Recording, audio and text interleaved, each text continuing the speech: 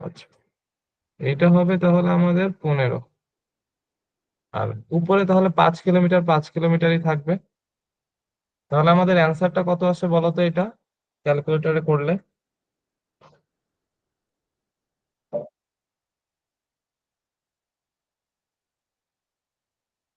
বলতে পারবা কত আসছে?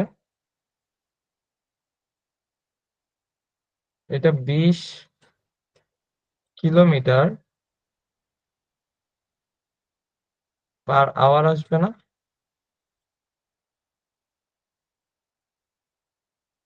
স্যার এটা কি ঠিক আছে? আমি তো কিন্তু হিসাব করি নাই, তোমরা দেখতে পারো। 20 আসার কথা। 20 আসছে না?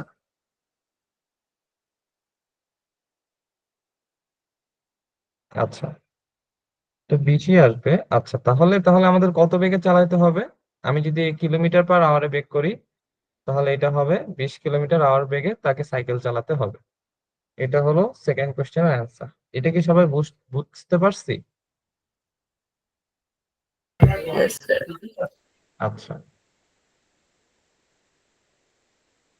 তাহলে এখন আমরা এই যে এটা দেখি কি বলছে, যে একটি মহাকাশযান বলতে রকেট ধরে নিতে পারো বোঝার সুবিধার্থে, পৃথিবী থেকে বহুদূর ক গ্রহে যাওয়ার উদ্দেশ্যে সোজা পথে যাত্রা শুরু করলো। তাহলে কি বলে দিচ্ছে? সোজা পথে যাত্রা শুরু করলো। মহাকাশযানটির বেগ প্রতি ঘন্টায় প্রতি ঘন্টায় কত ছিল? 25,000 কিলোমিটার। আর ক গ্রহে এটার ব্যাসার্ধ কত ছিল? 4,000 কিলোমিটার। এখন কি বলছে? অপর একটি গ্রহ খ এর ব্যাসার্ধ কত? 6,400 কিলোমিটার। প্রথম কোশ্চেন আমাদের কি বের করতে হবে?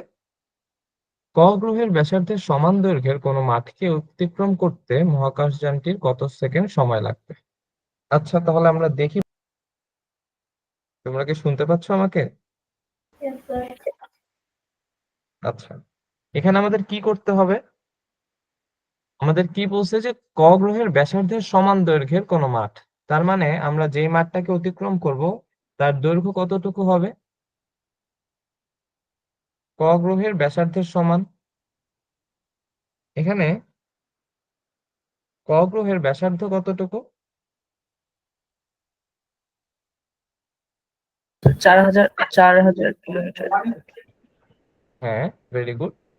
তাহলে আমাদের তোমার এই কি জানি বলে, স্যার ওটা এই স্যার মাঠটা। পরিধি। হ্যাঁ, হ্যাঁ। স্যার পরিধি নির্ণয় সূত্র স্যার 2 পাই আর। আচ্ছা, পরিধি এখানে লাগবে না। দেখো কি বলছে, যে মাঠটাকে অতিক্রম করতে হবে, তাই না? এখন মাঠটাকে অতিক্রম করতে হবে, শুধু এই মাঠের দৈর্ঘ্যটা তাহলে আমাদের দরকার। মাঠের দৈর্ঘ্য কি বলছে? ব্যাসার্ধের সমান, মানে 4,000 কিলোমিটার। 4,000 কিলোমিটার। আচ্ছা, তাহলে আর কত সেকেন্ড সময় লাগবে? আর তাহলে বেগটা বলে দেওয়া আছে না কতটুকু? বেগ বেগটা কত বলে দেওয়া আছে বলো তো? Sir 25,000 kilometre. 25,000 কিলোমিটার। আচ্ছা,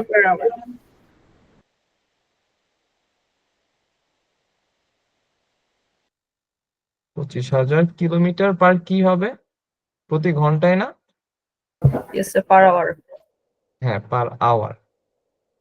তাহলে আমাদের ফার্স্টে তাহলে আমরা যদি টাইমটা বের করতে চাই, এই টাইমটা তাহলে কিসে আসবে যদি সূত্রতে বসাই বলো তো? T=S/V। টি ইকোয়ালস টু, হ্যাঁ, ভি ইকোয়ালস টু যদি এস বাই টি হয়, তাহলে এই টিটা এই পাশে চলে যাবে। তাহলে এখানে হবে T equals to S by V. এস এর মান দেওয়া আছে আমাদের 4,000, আর ভি এর মান কত দেওয়া আছে? 25,000 কিলোমিটার পার আওয়ার। আচ্ছা, আমি এখানে এককগুলো লিখলাম না। আচ্ছা, তাহলে বলো তো এই টি, এটা কিসে আসবে? সেকেন্ডে না মিনিটে নাকি ঘন্টায়? It's a kilometer per hour. Kilometre per hour তো তোমার ওই যে ইয়াটা, এই যে বেগের Yes, এক, sir. তাই না? Yes, sir. স্যার এটা আওয়ারে আসবে। হ্যাঁ, আওয়ারে আসবে, ভেরি গুড। তাহলে আমাদের যে সময়টা আসবে সেটা হলো আওয়ারে। তাহলে তোমরা বের করো তো এটা কত আসে, কত ঘন্টা আসে। আচ্ছা, এইটা আসবে হলো স্যার 0.16। ভেরি গুড, 0.16, এটা কি আসবে, ঘন্টা, তাই না? আচ্ছা, জি স্যার। তাহলে আমাদের লাগবে কি, সেকেন্ডে। তাহলে এই ঘন্টাটাকে যদি আমরা সেকেন্ড নিতে যাই তাহলে কত দিয়ে গুণ দিব? 1 ঘন্টা সমান কত মিনিট আগে বলো তো? 60 মিনিট, তাই না? জি স্যার। এই 1 মিনিট সমান আবার কত, 60 সেকেন্ড। তাহলে 60 মিনিট সমান কত হবে, 60 × 60 সেকেন্ড না? স্যার আচ্ছা, তাহলে এটা আসবে হলো তোমার 3600 সেকেন্ড। আচ্ছা, তাহলে এই ঘন্টাটাকে যদি আমরা সেকেন্ডে নিয়ে যেতে চাই তাহলে আমরা 3600 দিয়ে গুণ দিব, ঠিক আছে? তাহলে দেখো তো কত আসে, এটাকে যদি আমরা 3600 দিয়ে গুণ দেই কত আসে?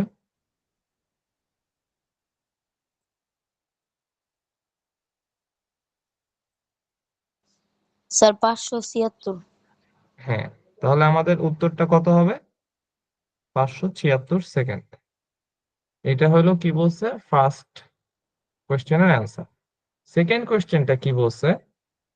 সেকেন্ড কোয়েশ্চেনটা বলছে যে উপরের গ্রহ দুটির চারপাশে একবার করে ঘুরে আসতে মহাকাশ যানটির কত সময় লাগবে, মোট কত সময় লাগবে।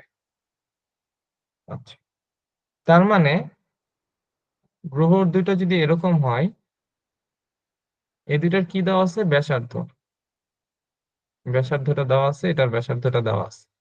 চারপাশে ঘুরে আসতে, তার মানে এই যে বৃত্তাকার পথটা অতিক্রম করতে হবে, এটারও যে বৃত্তাকার পথটা আছে এটাও পুরোটুকু অতিক্রম করতে হবে একবার করে। আমাদের তো এই ব্যাসার্ধটা খালি দেওয়া আছে, তাহলে এই বৃত্তাকার পথটা কি আমরা বের করতে পারবো? কি জানি কিভাবে ব্যাসার্ধ দেওয়া থাকলে আমরা বৃত্তাকার পথের যে পরিধিটা বের করতে পারবো?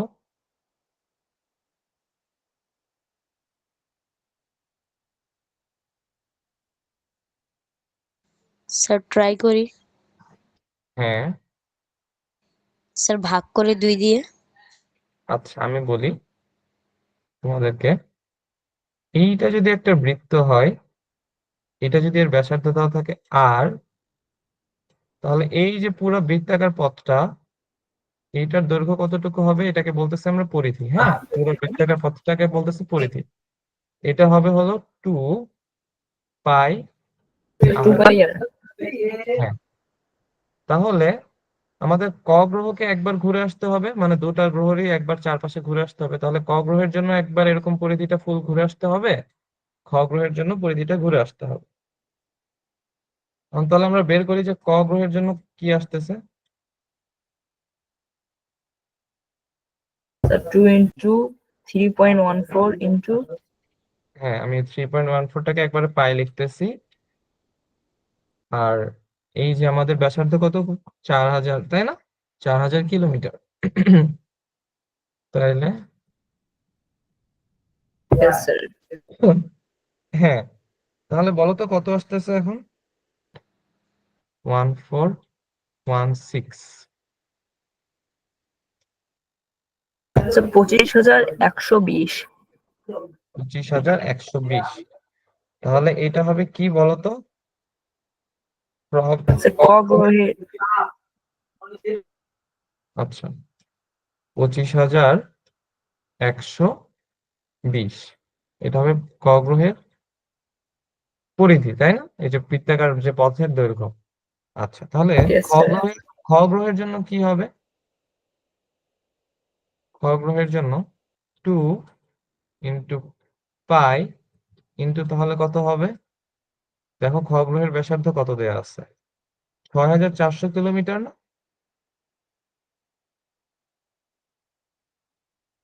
তাহলে এটা হবে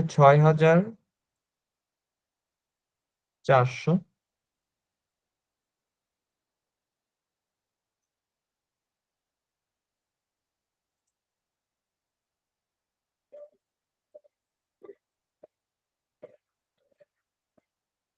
স্যার 3,85,85,00,000 7,900 স্যার 3,857,9,200 3,857,9,000 9,200 এত বড়? দশক শতক।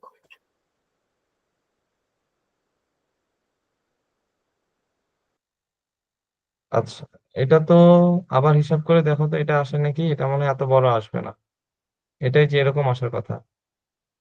4,0,2,1,2 সামথিং, বা এটাই ধরে রাখো যে 4,0,2,1,2 মানে 40,212। ইয়েস স্যার, আচ্ছা 40,192। আচ্ছা, হ্যাঁ ওই কাছাকাছি একই জিনিস। তো আমার এখন বেগ দেওয়া আছে না, তাহলে বেগ যদি দেওয়া থাকে এটার জন্য আমার দূরত্ব দেওয়া আছে, দূরত্ব এটা ধরলাম আমি S1, আর বেগ তো সবগুলোর জন্য সেম, ভি দেওয়া আছে যে 25,000 কিলোমিটার/আওয়ার। আচ্ছা, তো আমি এর প্রথমটার জন্য কি টাইমটা কি বের করতে পারবো?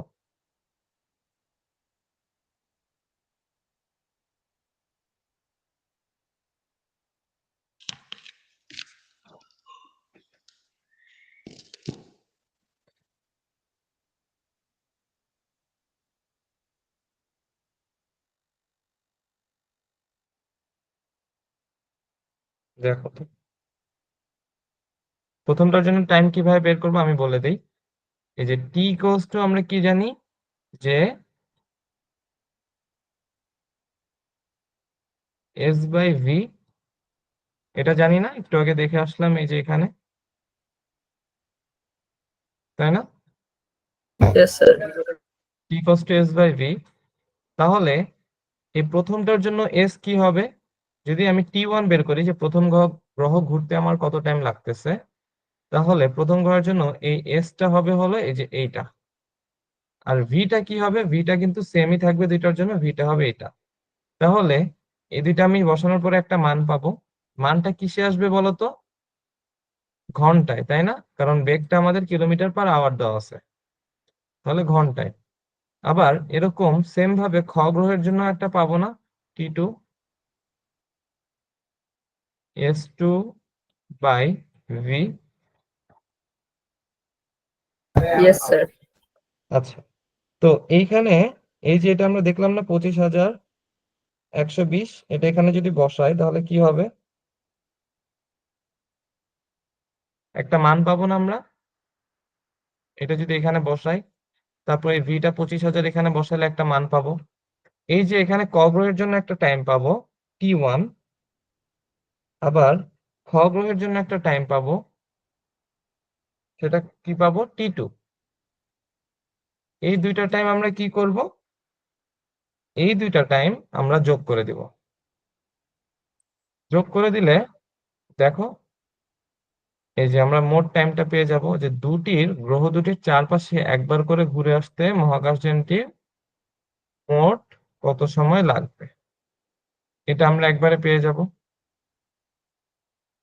এটা কি বুঝছি কিভাবে? এটা জাস্ট একটু ক্যালকুলেশন করতে হবে তোমার, আর কিছুই না। কেউ যদি না বুঝি বলো, আমি দেখাচ্ছি আরেকবার, বলে দিচ্ছি শর্টকাটে। ভি কস্ট আমরা কি জানি যে S/T না? Yes sir. আচ্ছা, ভি কস্ট যদি S/T হয় তাহলে টি কস্ট S/V হবে না? দেখো এই টিটা জাস্ট এখানে নিয়ে যাব আর ভিটা তোমার এখানে নিয়ে আসবো। ওই ইয়েস যে স্যার।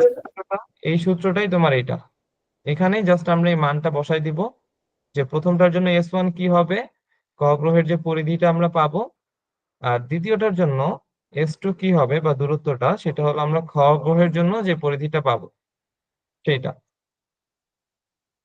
তারপর এই যে দুইটা যে টাইমটা পাবো এটা খালি আমরা যোগ করে দিব। বুঝছি?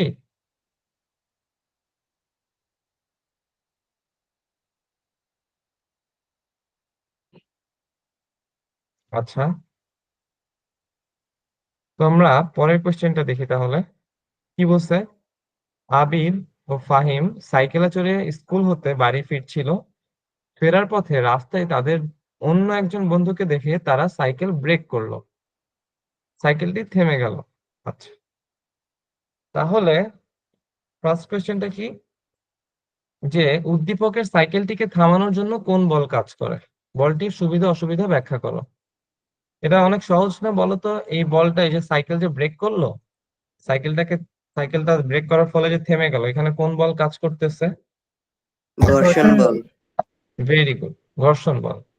তাহলে এই সাইকেলটিকে থামানোর জন্য ঘর্ষণ বল কাজ করতেছে। আর ঘর্ষণ বলের সুবিধা অসুবিধা কি, এটা আমরা এই যে দেখো একটু মুখস্থ, তাও আমরা এই যে সুবিধা কি, যে ঘর্ষণ বল না থাকলে আমরা রাস্তায় ঠিক মতো হাঁটতে পারতাম না, পিছলাই যাইতাম, তারপর এই যে সাইকেল বা গাড়ি ব্রেক করা সম্ভব হইতো না।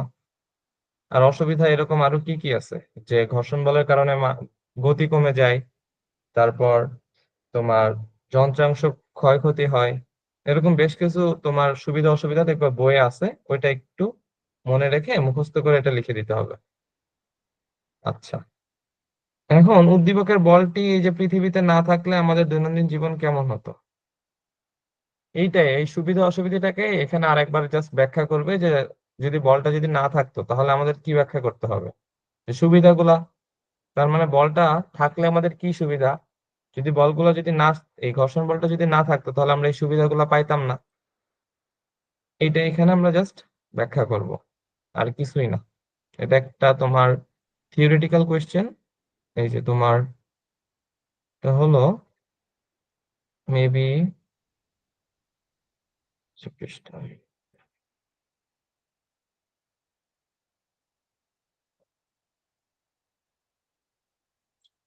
এই যে ঘর্ষণ বল, এইখানে এইখানে দেখবা যে ঘর্ষণের এখানে দেখবা যে সুবিধা অসুবিধা আছে, কি কি করে না করে, এগুলো আমরা এখান থেকে লিখবো।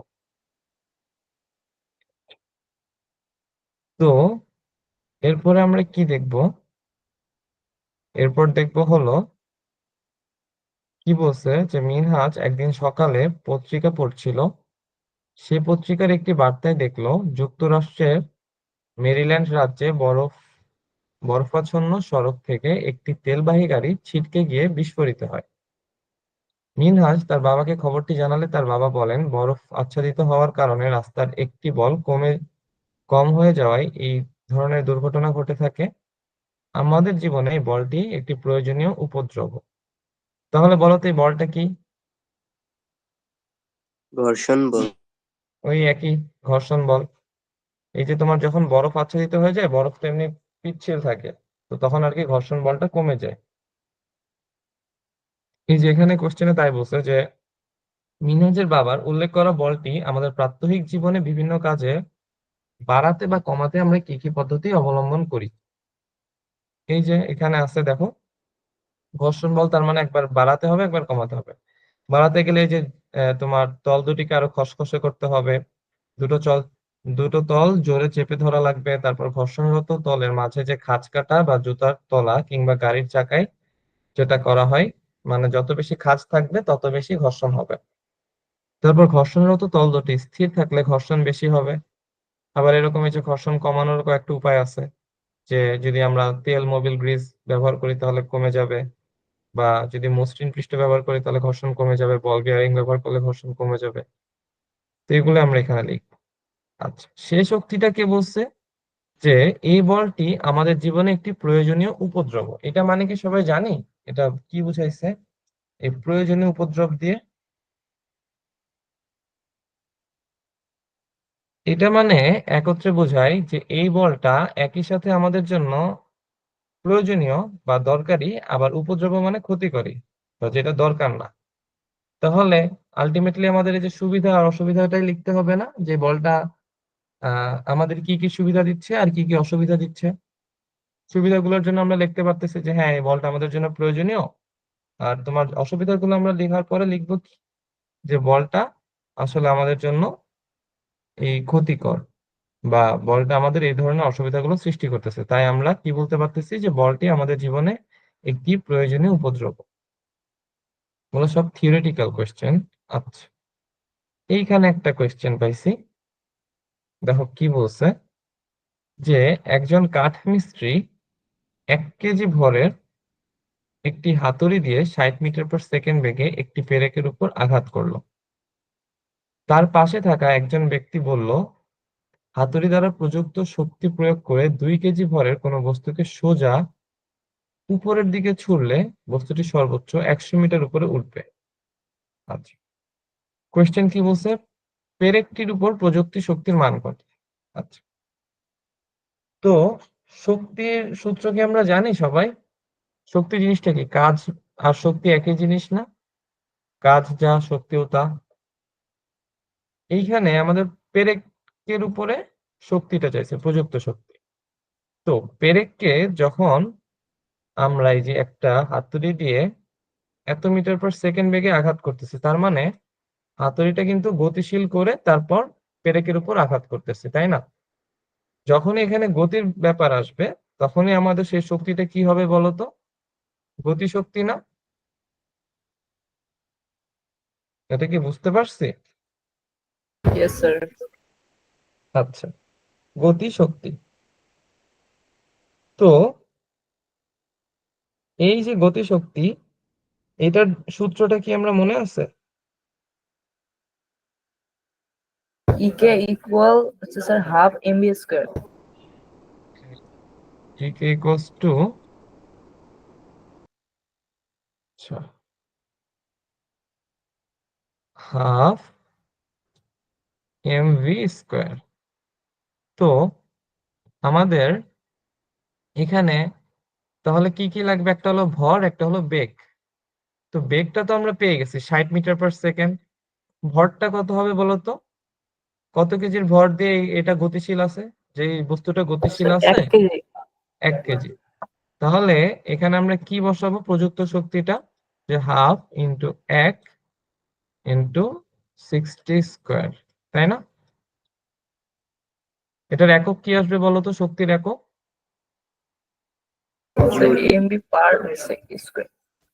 হ্যাঁ, ওইটাও লিখতে পারো যে কেজি মিটার/সেকেন্ড অথবা জুল। কাজ বা শক্তির একক জুল, এটা সহজে আমরা মনে রাখবো। হ্যাঁ, তাহলে এটার অ্যান্সার কত আসবে? 1800 না? 1800 আসার কথা।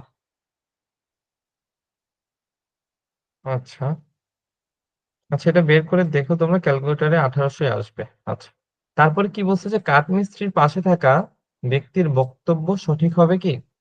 তাহলে কাঠমিস্ত্রির পাশে থাকা ব্যক্তিটা কি বলছে যে যেই শক্তি দ্বারা এই হাতুড়িটা পেরেকটার উপর বল প্রয়োগ করছে, মানে এই 1800 জুল, এই শক্তি দিয়ে আমি যদি 2 কেজি ভরের কোন একটা বস্তুকে সোজা উপরের দিকে ছুঁড়ে মারি, তাহলে কি হবে? সর্বোচ্চ 100 মিটার সে উপরে উঠবে। আচ্ছা, সর্বোচ্চ 100 মিটার সে উপরে উঠবে। তোমরা কি এটা জানো যে এটা যদি একটা বিল্ডিং হয়, এইখানে যদি কোনো একটা বস্তু থাকে, এই বস্তুটা পৃথিবীর দিকে একটা আকর্ষণ বল অনুভব করবে না? Yes, sir. আচ্ছা, এই পৃথিবী যে ওকে আকর্ষণ করতেছে, এই বলটাকে আমরা কি বলতেছি বলতো? মাধ্যাকর্ষণ বল বা বা অভিকর্ষ বল, দুইটাই Yes. একই। তো এই যে এই অভিকর্ষ বলে পৃথিবীটা যে এই বস্তুটাকে আকর্ষণ করতেছে, তাহলে এই বস্তুটা যদি আমি মুক্তভাবে এখানে ছেড়ে দেই বিল্ডিং থেকে, তাহলে এই বস্তুটা নিচের দিকে পড়তে থাকবে না? এই আকর্ষণের কারণে নিচে আসতে চাবে। তখন কি হবে? তখন হলো এই বস্তুটা তো গতিশীল হবে, এই বস্তুটা একটা ত্বরণ লাভ করবে। ত্বরণ মানে আমরা সবাই জানি না, বেগের পরিবর্তন। Yes, sir. আচ্ছা, তো পৃথিবী যে কোনো বস্তুকে এই যে অভিকর্ষ বল দ্বারা আকর্ষণ করার ফলে ওই বস্তুটার উপর যেই ত্বরণটা প্রযুক্ত হয় বা যেই ত্বরণে তাকে নিচের দিকে গতিশীল করতেছে সেই ত্বরণটাকে আমরা বলতেছি অভিকর্ষ ত্বরণ। ঠিক আছে, তাহলে অভিকর্ষ ত্বরণটা কি? অভিকর্ষ ত্বরণটা হলো এই যে পৃথিবী, এই পৃথিবী এর উপরে থাকা যে কোনো বস্তুকে আকর্ষণ করার ফলে বস্তুটা যখন আমরা একটা নির্দিষ্ট উচ্চতা থেকে নিচের দিকে ছেড়ে দিব, তখন ওই বস্তুটা যেই ত্বরণটা লাভ করবে, যেই ত্বরণ নিয়ে নিচের দিকে গতিশীল হবে, সেটাকে আমরা বলবো হলো অভিকর্ষ ত্বরণ। ওটাকে আমরা কি দিয়ে প্রকাশ করি? জি দিয়ে। এটার মানটা কত কেউ কি বলতে পারবা? অভিকর্ষ ত্বরণে এটার মান সব সময় সেম থাকবে, সবাই এটা মনে রাখবো যে এই যে অভিকর্ষ ত্বরণ, এটার মান সব সময় সেম থাকবে। এটা হবে 9.8 মিটার পার সেকেন্ড স্কোয়ার। এটা ত্বরণ কেন হবে বলতো? এই যে বস্তুটা যখন এই অবস্থায় আছে একদম উপরে, তখন এর কিন্তু কোনো গতি নাই, একদম স্থির, তার মানে গতিটা শূন্য। যখন সে নিচের দিকে যাচ্ছে, তার গতিটা আস্তে আস্তে গতিশীল হচ্ছে, তার মানে গতি বাড়তেছে। তো এরকম সে যত নিচের দিকে যাবে প্রতি সেকেন্ডে তার গতিটা এই 9.8 মিটার পার সেকেন্ড করে বাড়তে থাকবে। এর জন্য তোমার এই ত্বরণটা হলো অভিকর্ষ ত্বরণ। এখন তাহলে আমরা একটা জিনিস বলতে পারি, একটা বস্তুকে আমি যদি মাটি থেকে এই উচ্চতায় উঠাই, তাহলে সে কি করবে? তোমরা কি কেউ স্থিতি শক্তি বা বিভব শক্তি নিয়ে জানো না? জানো স্থিতি শক্তি কি বা বিভব শক্তি কি? স্যার স্থিতিশীল শক্তি হলো স্যার স্থির অবস্থায় যে বস্তুটি শক্তি লাভ করে তাকে স্থিতি শক্তি বলে। হ্যাঁ, স্থিতি শক্তি হলো আমি একটা কোনো বস্তু একটা স্থির আছে বা একটা নির্দিষ্ট অবস্থায় আছে, আমি ওই বস্তুটাকে অন্য একটা অবস্থায় নিয়ে যাব। অন্য অবস্থাটায় নিয়ে যাওয়ার ফলে বা অন্য অবস্থানে নিয়ে যাওয়ার ফলে বস্তুটা যে শক্তিটা লাভ করবে, তার মধ্যে যে শক্তিটা জমা হয় সেটা হলো স্থিতি শক্তি।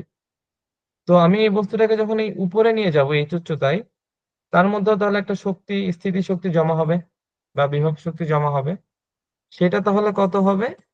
এই বস্তুটার ভর এম, এই অভিকর্ষ ত্বরণ জি, আর কি যে উচ্চতায় নিছি সেটা এইচ। ঠিক আছে, এটা হবে আমার তার স্থিতি শক্তি।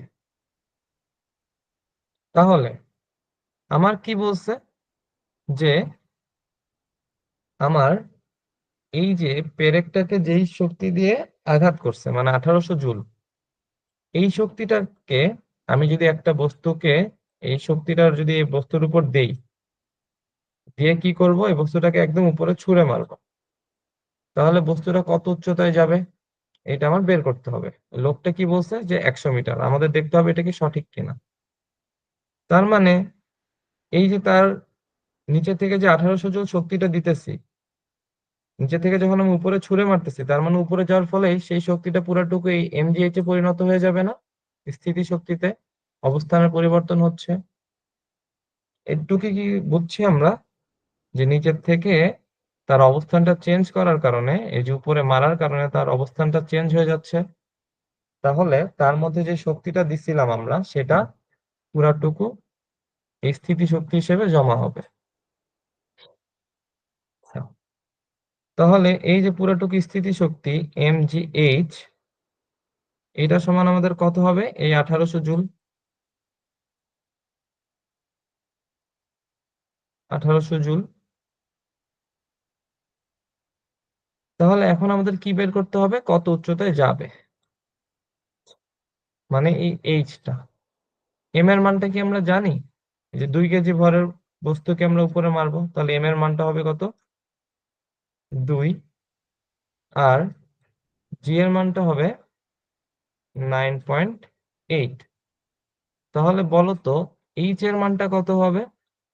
এই 1800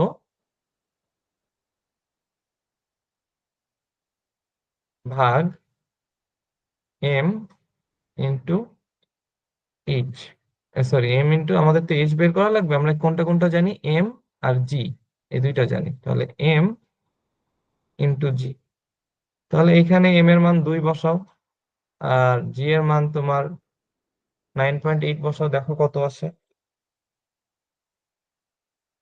কেউ একজন বের করে দেখো কত আসে।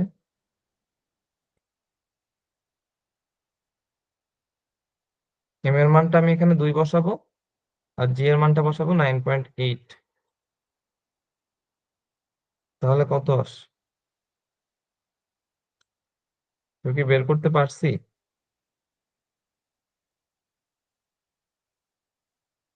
আচ্ছা, এটা আসবে হলো 91.84 মিটার। তাহলে আমাদের লোকটা কি বলছিল, যে আমি যদি ওই বস্তুটাকে এই শক্তিটা নিয়ে, মানে 1800 জুল শক্তি নিয়ে যদি উপরের দিকে ছুড়ে মারি, তাহলে সেটা 100 মিটার উপরে উঠবে। কিন্তু আমাদের এটা কত মিটার উপরে উঠতেছে দেখতেছি আমরা, 91.84। তাহলে ওই লোকটার বক্তব্যটা কি সঠিক বলতো? লোকটা বলছিল যে 100 মিটার উপরে উঠবে, কিন্তু আমরা দেখতেছি কি, যে 91 মিটার উপরে উঠতেছে। হায়েস্ট 91 মিটার পর্যন্ত উপরে উঠতে পারবে ওই শক্তি দিলে, এর বেশি উঠতে পারবে না। তার মানে কি বলবো, যে লোকটার বক্তব্য সঠিক না।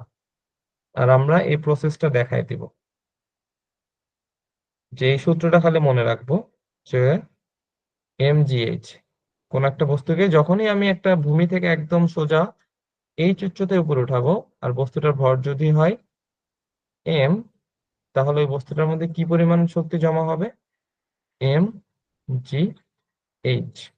আবার বস্তুটা তোমার যদি বলে যে এইচ উচ্চতায় আছে, এটাকে আমি এই যদি মুক্ত অবস্থায় ছেড়ে দেই, তাহলে বস্তুটার বেগ কত হবে, কত বেগ লাভ করবে। তাহলে তখন এই বিভব শক্তিটা তোমার গতিশক্তি মানে হাফ mv² পরিণত হবে পুরাটুকু। তার মানে এইটা আর এইটা সমান। তখন দেখবা যে এখান থেকে ভি এরও একটা মান চলে আসছে। আচ্ছা, তো এখন তো অনেক সৃজনশীল দেখলাম, মানে এই যে একটু ব্রড কোয়েশ্চেন। আমার নেটওয়ার্ক একটু প্রবলেম করতেছে, তাই তোমাদের আর কি আমার ট্যাবটাতে দেখাইতে পারতেছি না ঠিক মতো। তো আমরা একটু এমসিকিউ দেখি, এমসিকিউ দেখতে কিছু লাগবে না।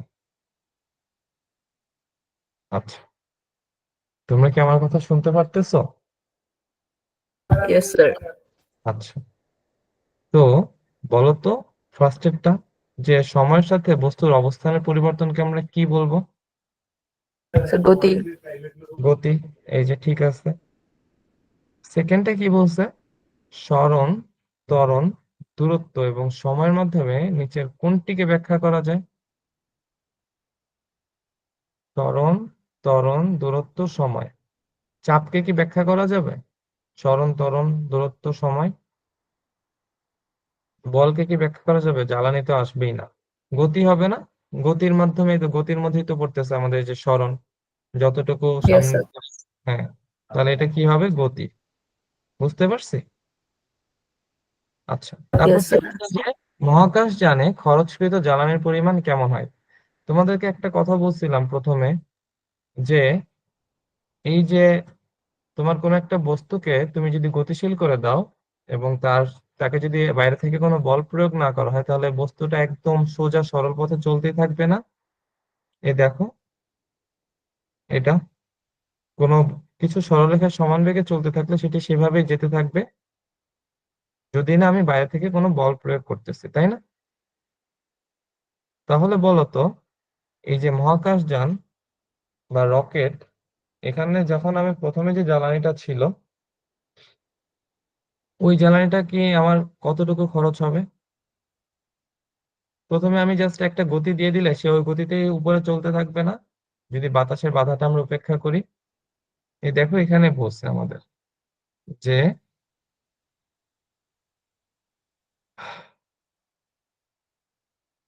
মহাকাশযানগুলোকে এই যে দূরগ্রহে নিয়ে যাওয়ার জন্য কোনো জ্বালানি খরচ করতে হয় না। কেন? এই যে গতির বৈশিষ্ট্য, এটাকে প্রথমে যে যদি আমি একবার গতিশীল করে ফেলি, একদম প্রথমে তো একটা গতি নিয়ে সে উপরের দিকে যাবে। তার মানে যেহেতু সে সোজা পথে যাচ্ছে, সে ওই গতিতেই যেতে থাকবে। তাই তার আর কোনো এক্সট্রা জ্বালানি লাগবে না। তাহলে আমাদের এটার অ্যান্সার কি হবে, যে মহাকাশযানে খরচকৃত জ্বালানির পরিমাণ কেমন হয়? শূন্য হবে না, কোনো জ্বালানি লাগবে না। আচ্ছা, বস্তুকে গতিশীল করতে কি প্রয়োজন হয় বলতো? কোনো একটা বস্তু আছে, ঘর্ষণ। ঘর্ষণ। ঘর্ষণ কি করে, বস্তুটাকে আরো থামায় দেয় না? স্যার গতিশীল। হ্যাঁ, গতিশীল। তাহলে স্যার চাপ হবে, চাপ না স্যার, বল বল বল। বল হবে। হ্যাঁ, যে কোন একটা বস্তু, ধরো তোমার টেবিলের সামনে কোন একটা বস্তু আছে, ওটাকে তুমি একটু গতিশীল করতে চাও, তাহলে ওইটার উপর বল প্রয়োগ করে ওটাকে একটু সামনের দিকে ঠেলে দিতে হবে না? Yes sir. হ্যাঁ, তাহলে এটা হবে বল।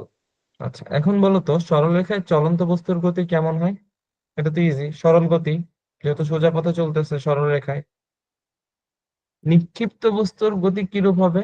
আমি যদি কোনো একটা বস্তুকে উপরের দিকে এরকম নিক্ষেপ করি। স্যার বক্রগতি। আচ্ছা, এখন এটার কোয়েশ্চেন আছে, আমি যদি নিক্ষেপটা এইভাবে করি বা এইভাবে করি, ধরো এটা ভূমি, এভাবে করলে কি হবে, বলটা এভাবে সোজা যে কিছুক্ষণ পর এইভাবে পড়বে, তাই না? তার মানে বক্রগতি হবে। আর যদি আমি বলটা ঠিক উপরের দিকে ছুঁড়ে মারি, তাহলে বলটা ঠিক সোজা উপরে যে আবার ঠিক সোজা একটু পরে নিচে নেমে আসবে।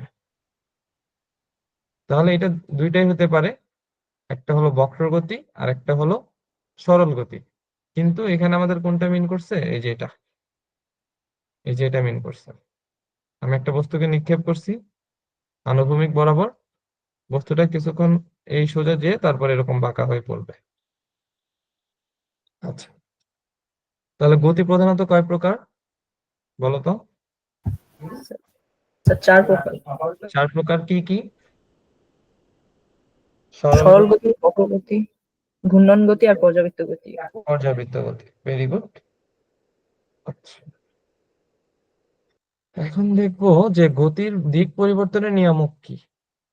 এই যে একটু আগে দেখলাম যে কোনো বস্তুকে গতিশীল করতে কি প্রয়োজন হয়, বল। তাহলে গতির দিক পরিবর্তনের নিয়ামক কোনটা? গতিশীল করতে যেটা প্রয়োজন হবে, কোন একটা বস্তু গতিশীল আছে, সেটাকেও যদি আমি গতির পরিবর্তন করতে চাই, তাহলে আমাদের কি দরকার হবে, বল না? এই যে দেখো, বস্তুর গতিপথ পরিবর্তন করতে হয়, তাহলে তার উপর বল প্রয়োগ করতে হবে। তাহলে এটা হবে কি, বল। বৈদ্যুতিক পাখার গতি, বৈদ্যুতিক পাখার ঘূর্ণন গতি না, যেহেতু বৃত্তাকার পথে ঘুরতেছে। Yes sir. পৃথিবীর চারপাশে পুরোপুরি একবার ঘুরে আসতে চাঁদের কতদিন সময় প্রয়োজন বলতে পারবা? এটা কিন্তু ছিল 29 দিন। 29 দিন। Very good. আচ্ছা, চাঁদকে পৃথিবী যে বলে তার দিকে টেনে রাখে তাকে কি বলে? মাধ্যাকর্ষণ বল। আকর্ষণ শক্তি। মাধ্যাকর্ষণ বল। Very good. মহাবিশ্বে যে কোনো দুইটা বস্তু একটা আরেকটাকে আকর্ষণ করা যে বল, ওইটাই মাধ্যাকর্ষণ বল। আর যদি ওই দুইটা বস্তুর মধ্যে একটা যদি পৃথিবী হয়, তাহলে সেই বলটাকে বলবো অভিকর্ষ বল। আচ্ছা, ব্ল্যাক হোলের অবস্থান কোথায় বলতো? ছায়াপথের কেন্দ্রে। ছায়াপথের কেন্দ্রে। আচ্ছা, সূর্য কি আমরা জানি নক্ষত্র, চাঁদ কি এটা লাগবে না, এটা উপগ্রহ, পৃথিবীও জানি গ্রহ। আচ্ছা, এখন যেটা লাগবে সেটা হলো পর্যায়বৃত্ত গতির প্রধান বৈশিষ্ট্য কি?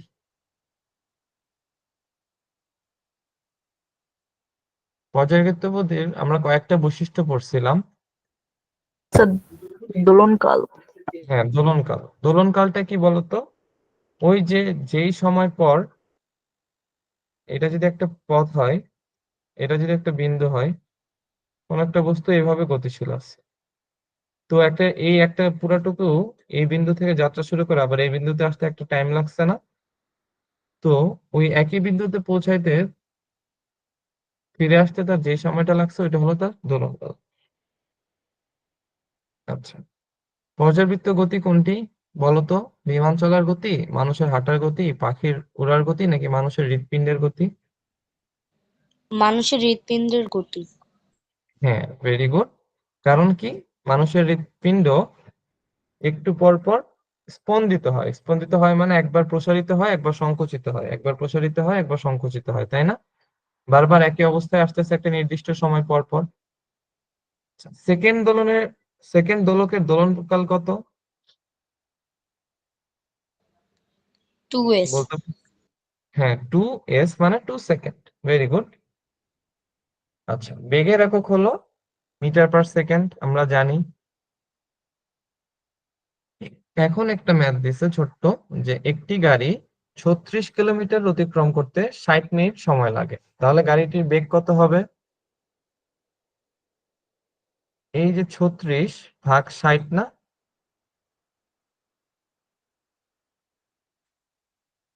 ইয়েস সবাইকে স্যার। হ্যাঁ, তাহলে এটার অ্যান্সার কত হবে? v cos টু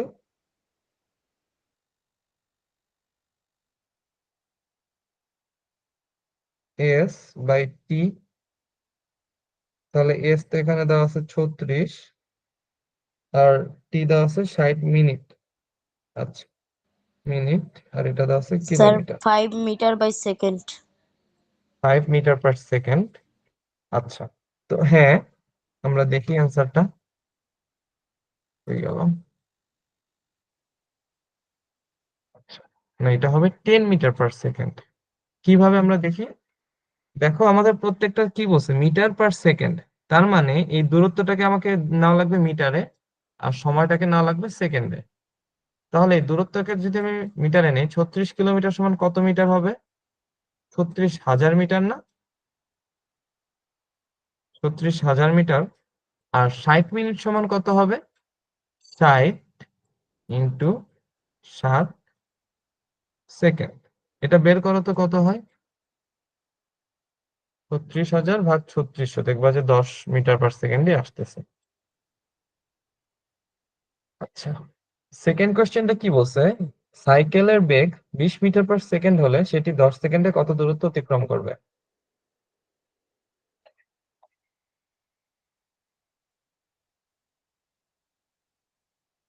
বলো তো। সাইকেলের স্যার বেগ, 200 মিটার। হ্যাঁ, ভেরি গুড। জাস্ট এই 20 কে আমরা 10 দিয়ে গুণ দিয়ে দিব না? তাহলে তো জি বের স্যার। হয়ে আসতো। হ্যাঁ। তারপরের কোশ্চেন কি বলছে, যে 36 কিলোমিটার পার আওয়ার সমান কত মিটার পার সেকেন্ড? এটা কি আমরা বের করতে পারবো?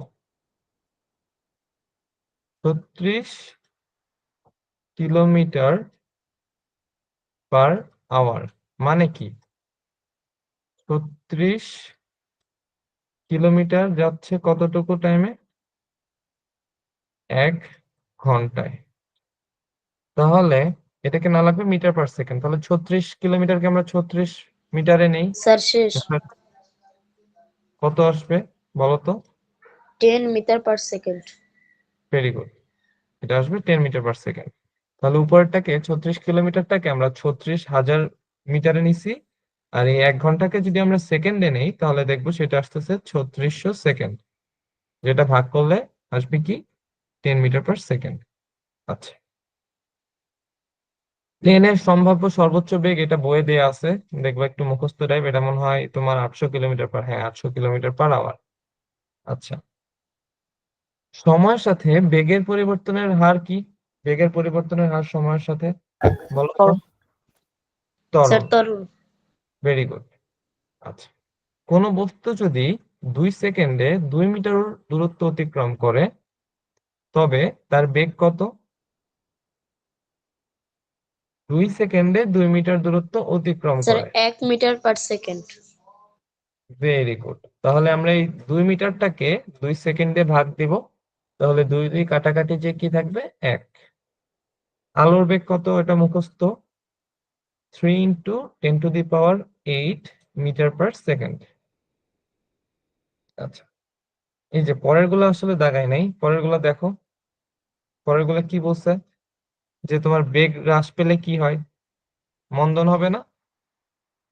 বেগ যদি বৃদ্ধি পায় সময়ের সাথে তাহলে সেটা হবে ত্বরণ, আর যদি বেগ যদি হ্রাস পায় সময়ের সাথে সেটা হবে কি মন্দন। মন্দন। ত্বরণের একক কি? ত্বরণের একক হবে metre per second second square. হ্যাঁ, আচ্ছা। পর্যায়বৃত্তের গতির ক্ষেত্রে দেখো কি কি বলছে। নিয়মিত ভাবে দিক পরিবর্তন হয়, নির্দিষ্ট দোলনকাল থাকে, আর দোলকের সুতার দৈর্ঘ্য পরিবর্তন করলে দোলনকাল পরিবর্তিত হবে। কি কি হবে বলতো? তিনটাই হওয়ার স্যার কথা না? তিনোটাই। জি স্যার। প্রথমটা কেন হবে সেটা কি আমরা কেউ বলতে পারবো? আচ্ছা, ধরো এটা একটা দোলক, এটাকে আমি এদিকে একটু টেনে ছেড়ে দিলাম, ছেড়ে দিলে তাহলে এটা একবার এদিকে যাবে, আবার এখান থেকে ঘুরে আবার এই পাশে আসবে।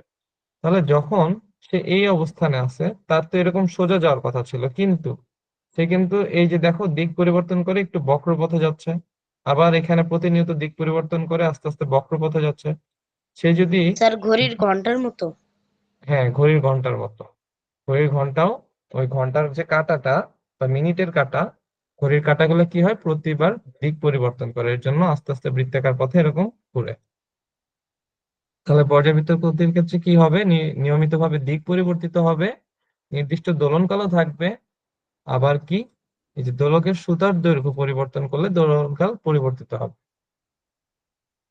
আচ্ছা, বলতো এই দোলকের যদি ভরটা আমি, প্রথমে ছিল 2 কেজি, তারপর আমি করে দিলাম হলো 5 কেজি, 2 কেজি ছিল 5 কেজি হবে এখন, তাহলে এই দোলকের যে দোলনকাল এটা কি বাড়বে নাকি কমবে, না কি হবে? আমি যদি দোলকের যে ভর সেটা যদি 2 কেজি থেকে পাঁচ স্যার কেজি করে বাড়বে। দিই। আচ্ছা, আর কেউ কিছু বলতে চাও? অ্যান্সার বলতে পারো, নাকি ওরটাই? সবাই কি বাড়বে? আচ্ছা, আসলে তোমার দোলকের যে দোলনকাল এইটা এই দোলকের ভরের উপর নির্ভরই করে না।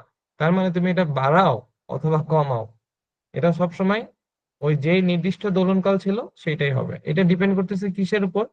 এই যে সুতাটা দেওয়া আছে, এই সুতাটা যদি আমি লম্বা করি অথবা ছোট করি, বা সুতার দৈর্ঘ্যটা যদি চেঞ্জ করি, তাহলে সেটার উপর ডিপেন্ড করবে। সবার কি মনে থাকবে যে দোলকের দোলনকাল শুধুমাত্র এই সুতার দৈর্ঘ্যের উপর ডিপেন্ড করবে? আচ্ছা, এখন কি বলছে?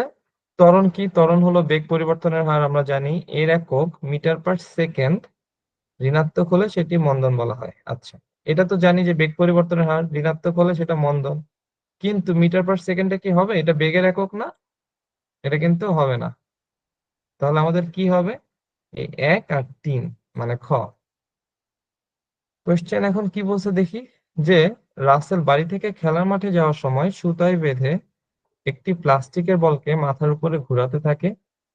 কিছুক্ষণ পর অধিক জোরে ঘোরাতে যেয়ে সুতাটি কেটে যায় এবং বলটি মাটিতে গিয়ে পড়ে।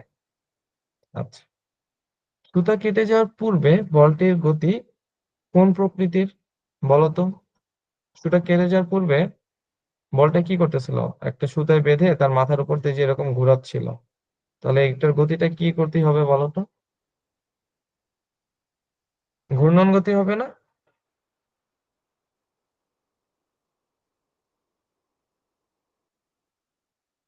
আচ্ছা, ঘূর্ণন গতি হবে।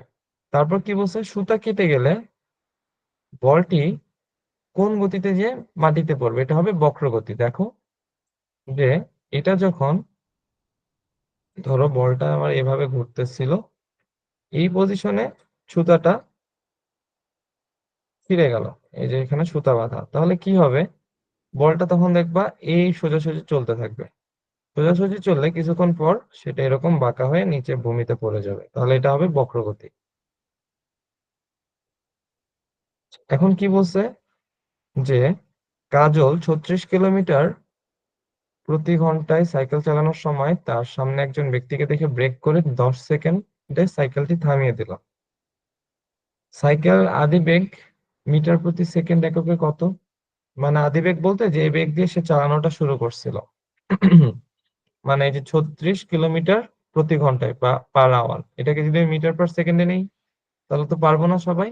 এই যে এই সূত্র দিয়ে এটাকে মিটার পার স্যার সেকেন্ডে 10 10 স্যার। হবে। বের করছিলাম 10 মিটার পার সেকেন্ড, তাহলে এটা হবে 10। আচ্ছা, কাজলের সাইকেলের মন্দন কত? তাহলে দেখো, প্রথমে তার বেগটা আদিবেগটা কত ছিল আমরা বের করছি 10, আর শেষ বেগটা কত বলতো? 0 না? যখন ব্রেক করে দিছে, ব্রেক করে দিলে তো সাইকেলটা আর চলতেছে না, তার মানে শেষ বেগটা 0। আমরা ত্বরণের বা মন্দনের সূত্র কি জানি? যে শেষ বেগ এখানে কত বলতো? 0, মানে থেমে গেছে, বিয়োগ আদিবেগ, মানে প্রথমে যে বেগ দিয়ে চালানো শুরু করছিল এখানে সেটা কত? 10, আর ডিভাইডেড বাই কত? সময়। সময় কত সেকেন্ড লাগছে? 10। তাহলে এটা কত আসবে বলতো? Sir 1 metre per second. -1 আসবে না? এই যে দেখো 0 বিয়োগ 10, তাহলে উপরেরটা কি -10 আসবে না? হ্যাঁ, দেখছো, -1। এইটা কি? এটা আমরা কোন সূত্র দিয়ে বের করছি বলতো? এই -1টা কখন আসছে? যখন আমরা ত্বরণের সূত্র দিয়ে বের করছি, তাই না? ত্বরণের সূত্রটা কি ছিল? যে শেষ বেগ বিয়োগ আদিবেগ বাই শেষ সময়। বেগ মাইনাস আদিবেগ বাই সময়। তাহলে মন্দনটা কি হবে? মন্দনটাকে যদি আমরা এ স্যার প্রাইম 34 নম্বরের উত্তরটা কি ভুল আছে? 34 না, 34 ঠিক আছে। স্যার এখানে তো গ লেখা আপনার এমসিকিউ তে। আমি বলতেছি এটা গই হবে। এই যে এটা গই হবে। স্যার আচ্ছা। কিভাবে? এই যে আমরা এটা তো করছি মন্দনের সূত্র দিয়ে না, সরি ত্বরণের সূত্র দিয়ে করছি না? শেষ বেগ বিয়োগ আদিবেগ বাই সময়। তাহলে যদি মন্দনের সূত্র দিয়ে করতাম, মন্দনের সূত্র দিয়ে কি হইতো? এই জায়গাটায় একটা মাইনাস চলে আসতো সামনে। তার মানে সূত্রটা কি হইতো? আদিবেগ মাইনাস শেষ বেগ বাই সময়। তাহলে তুমি যদি এই সূত্রতে এটা বসাও, এটা যদি এই সূত্রতে বসাও তাহলে দেখবা যে উত্তর আসছে 1 মিটার পার সেকেন্ড স্কয়ার। বুঝছো? ত্বরণ আর মন্দন এটা সবসময় বিপরীত চিহ্ন যুক্ত হবে। এটা কি বুঝছি আমরা? Yes sir. আচ্ছা, কোনটি গতির পরিবর্তন করে? এই যে বল আমরা জানি, বলের একক কি বলতো? Newton. Newton Newton yes sir. গতির সূত্র কে আবিষ্কার করে? নিউটন। আমরা গতির বেশ কয়েকটা সূত্র দেখছি। তারপর বস্তু কণার উপর প্রয়োগকৃত সবচেয়ে নিখুঁত বল কোনটা? এটা একটু মুখস্থ।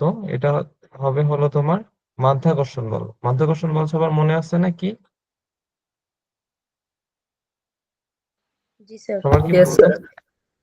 হ্যাঁ, যে যে কোনো মহাবিশ্বের যে কোনো দুটো বস্তু একে অপরকে আকর্ষণ করলে সেটা মাধ্যাকর্ষণ বল। তারপর কি বলছে? যে পড়ন্ত বস্তুর উপর ক্রিয়া করে কোনটি? বলতো। পড়ন্ত বস্তু, এই যে একটু আগে দেখালাম আমি, একটা বস্তু নিচের দিকে পড়তেছে, মাধ্যাকর্ষণ বল স্যার। মাধ্যাকর্ষণ বল। তার মানে পৃথিবীটা আকর্ষণ করবে, তাহলে এটা হবে মাধ্যাকর্ষণ বল।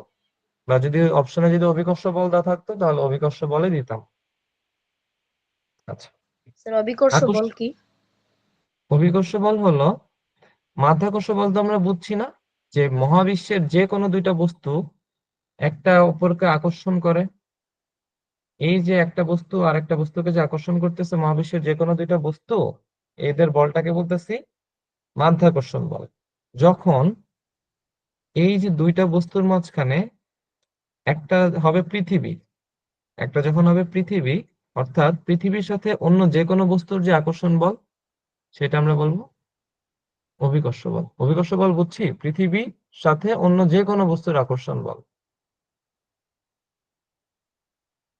বুঝতে পারছি যে কোশ্চেন করছিল? জি স্যার। আচ্ছা, এখন কি বলছে? যে আকর্ষণ বিকর্ষণ ধর্ম বিদ্যমান কিসে? চুম্বক না? সবাই জানি চুম্বক আকর্ষণও করে, বিকর্ষণও করে। মৌলিক বল কত প্রকার? 4 প্রকার। সবাই কি নামগুলো জানি?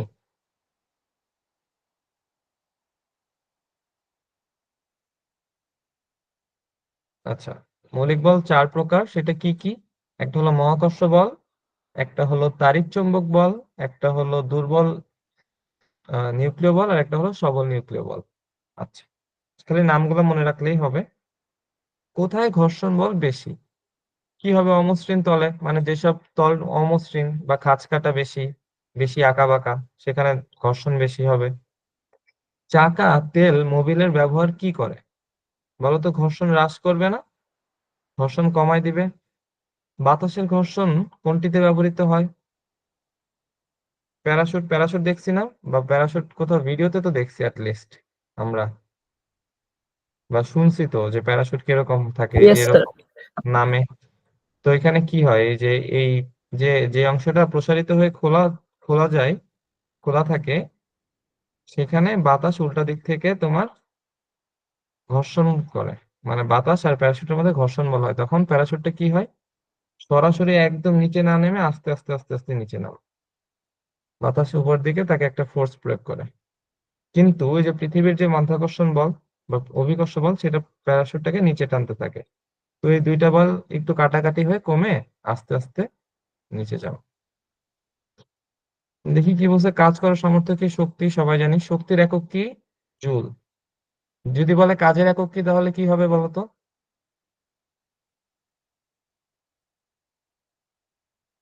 কেউ কি বলতে পারবো কাজের একক কি? কাজ আর শক্তি একই না? কাজের একক হবে জুল। ঠিক আছে। আচ্ছা, সরি, এটা তো ক্ষমতা। ক্ষমতার একক কি হবে?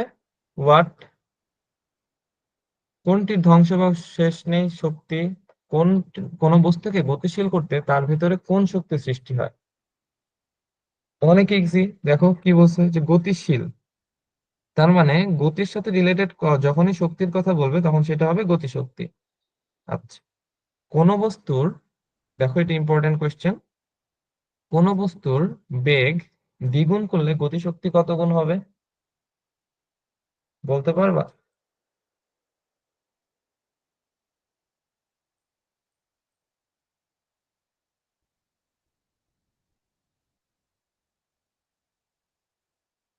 এটা কি কেউ বলতে পারবা? কোন বস্তুর বেগ দ্বিগুণ করলে গতিশক্তি কতটুকু হবে?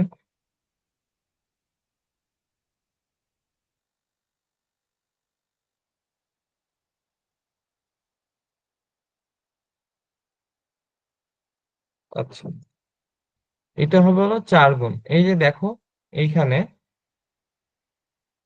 তোমার এই যে E=12 mv², যদি আমি ভি এর মানটা দ্বিগুণ করে 2v বসাই, তখন দেখবে এটা কি আসতেছে, তখন দেখবে যে এর মানটা আসতেছে যে 4 × ½ mv²।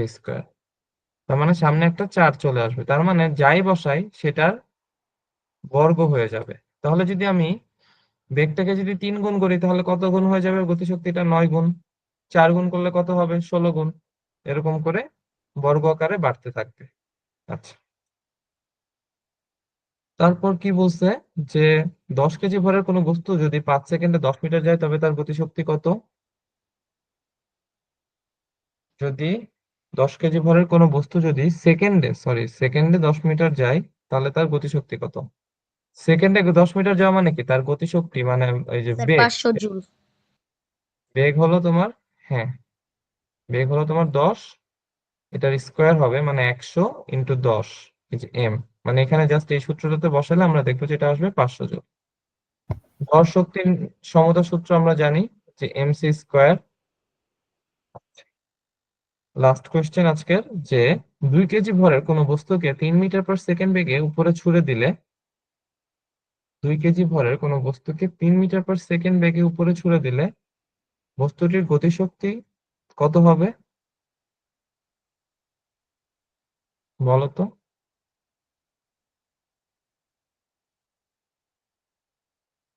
স্যার কোশ্চেনটা আবার বলবেন?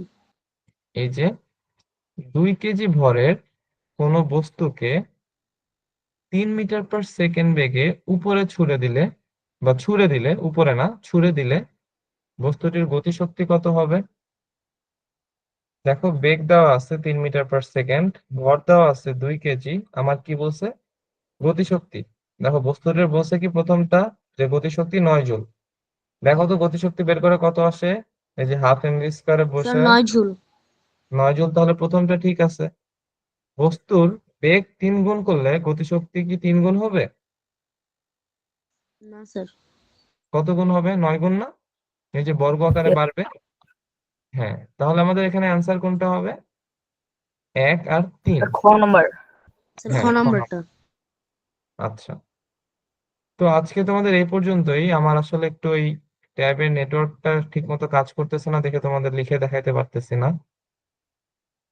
তো এটা দেখো, তোমাদেরকে নেক্সট দিন হলো তোমাদের আরো 2-3টা চ্যাপ্টার একসাথে দেখাই দিব। আশা করি ওই দিন সমস্যা হবে না। তোমাদের এই পর্যন্ত যা দেখাইছি, এটা নিয়ে কি কারোর কোনো কোয়েশ্চেন আছে? No sir. আচ্ছা, যদি কোয়েশ্চেন থাকেও তোমরা আমাকে নেক্সট যে কোনো একটা ক্লাসে করতে পারবা। যদি কোনো ধরনের প্রবলেম থাকে তোমরা আমাকে নেক্সট ক্লাসে করতে পারবা, কোনো সমস্যা নাই। আজকে দেখাইতে পারতেছি